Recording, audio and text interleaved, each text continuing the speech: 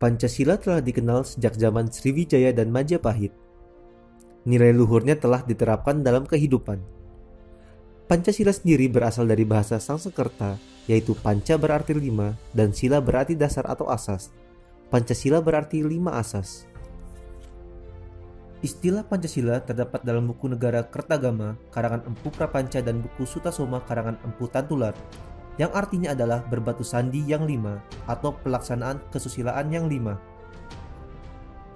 Sejarah perumusan Pancasila sebagai dasar negara merupakan bagian dari sejarah perjuangan bangsa Indonesia. Dalam periode penjajahan Barat, bangsa Indonesia terlibat dalam perjuangan fisik untuk mengusir penjajah. Perlawanan terhadap penjajahan Barat tersebut terjadi hampir di seluruh wilayah Indonesia, tetapi belum terkoordinasikan dengan baik dan bersifat kedaerahan. 20 Mei 1908, Dr. Sutomo mendirikan Budi Utomo yang merupakan organisasi pelopor gerakan nasional.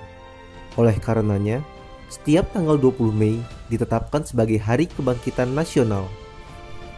Perjuangan pergerakan non-fisik mulai menampakkan hasilnya dengan diselenggarakannya Kongres Pemuda Nasional yang menghasilkan Sumpah Pemuda pada tanggal 28 Oktober 1928.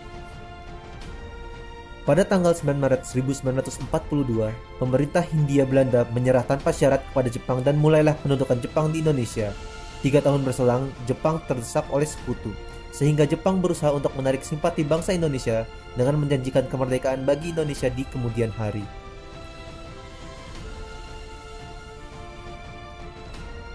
Tanggal 29 April 1945, Jepang membentuk BPUPKI atau Dokuritsu Junbi Chosakai yang diketuai Dr. KRT Rajiman Weddio di Ningrat dan beranggotakan 76 orang, termasuk 7 orang Jepang sebagai anggota istimewa. BPUPKI melakukan sidang pertama selama 3 hari dari tanggal 29 Mei 1945 hingga 1 Juni 1945. Pada sidang itu, Mr. Muhammad Yamin, Profesor R. Supomo, dan Insinyur Soekarno secara berurutan mengemukakan pandangannya tentang 5 asas dasar negara Indonesia. Tanggal 1 Juni 1945, Insinyur Soekarno mengusulkan dasar tersebut diberi nama Pancasila. Usulan tersebut diterima dalam sidang BPUPKI pada tanggal 1 Juni 1945. Tahukah kamu? Berdasar Kepres nomor 24 tahun 2016 tentang Hari Lahir Pancasila, menyatakan bahwa tanggal 1 Juni 1945 ditetapkan sebagai Hari Lahir Pancasila. Insinyur Soekarno juga mengusulkan konsep Trisila dan Ekasila yang merupakan intisari dari Pancasila. Trisila terdiri dari sosio-nasionalisme, sosio-demokrasi, dan ketuhanan, sedangkan Ekasila berupa gotong royong. Tindak lanjut dari sidang BPUPKI adalah dibentuk tim 9 yang menghasilkan Piagam Jakarta pada 22 Juni 1945. Sedangkan sidang kedua BPUPKI 11 Juli 1945 menghasilkan rancangan teks proklamasi, rancangan pembukaan Undang-Undang Dasar dan rancangan batang tubuh Undang-Undang Dasar. Rancangan Dasar Negara terdapat dalam alinea 4 Piagam Jakarta 22 Juni 1945, namun terdapat perbedaan dengan naskah Pancasila. Sila pertama pada Piagam Jakarta berbunyi, ketuhanan dengan kewajiban menjalankan syariat Islam bagi pemeluk-pemeluknya. Tanggal 7 Agustus 1945, BPUPKI dibubarkan dan dibentuk Panitia Persiapan Kemerdekaan Indonesia atau PPKI yang beranggotakan 27 orang dan diketuai oleh Insinyur Soekarno. PPKI atau Dokuritsu Junbi Inkai bertugas menyelenggarakan kemerdekaan Indonesia.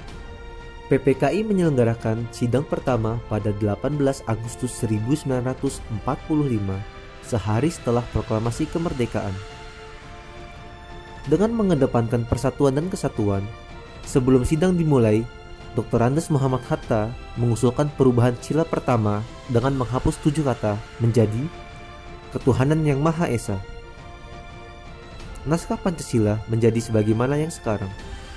Dalam sidang PPKI pada tanggal 18 Agustus 1945 ditetapkan 1. Mengesahkan Undang-Undang Dasar 1945 yang di dalamnya terdapat dasar negara Pancasila.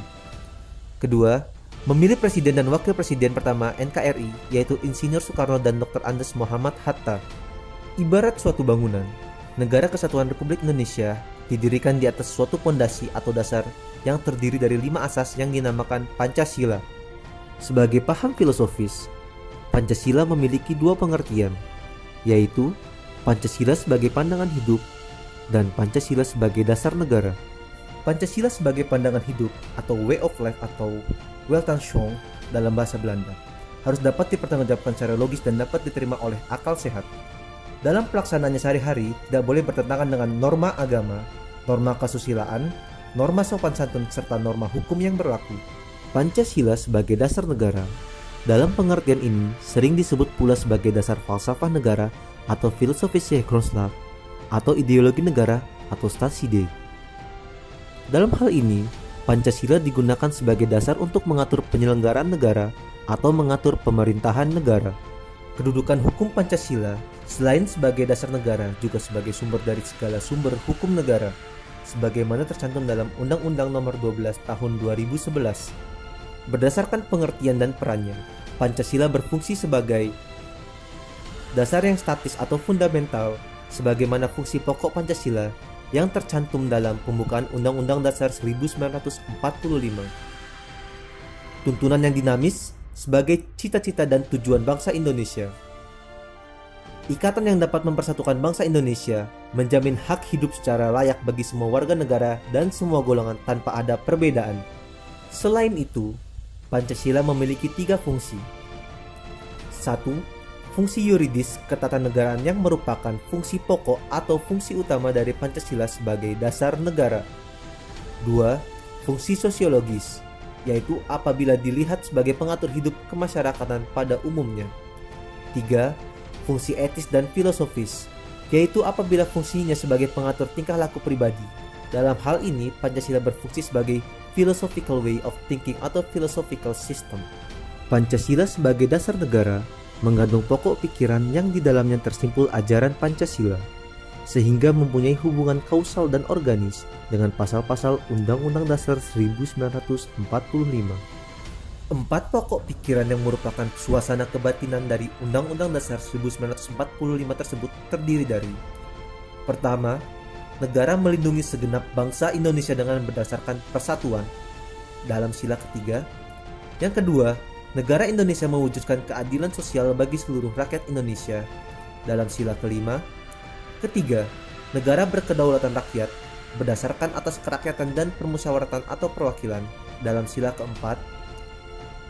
Yang keempat, negara berdasarkan ketuhanan yang Maha Esa menurut dasar kemanusiaan yang adil dan beradab, yaitu sila ke-1 dan ke-2. Singkatnya, Pancasila memiliki 2 pengertian, 3 fungsi, dan 4 pokok pikiran serta 5 sila.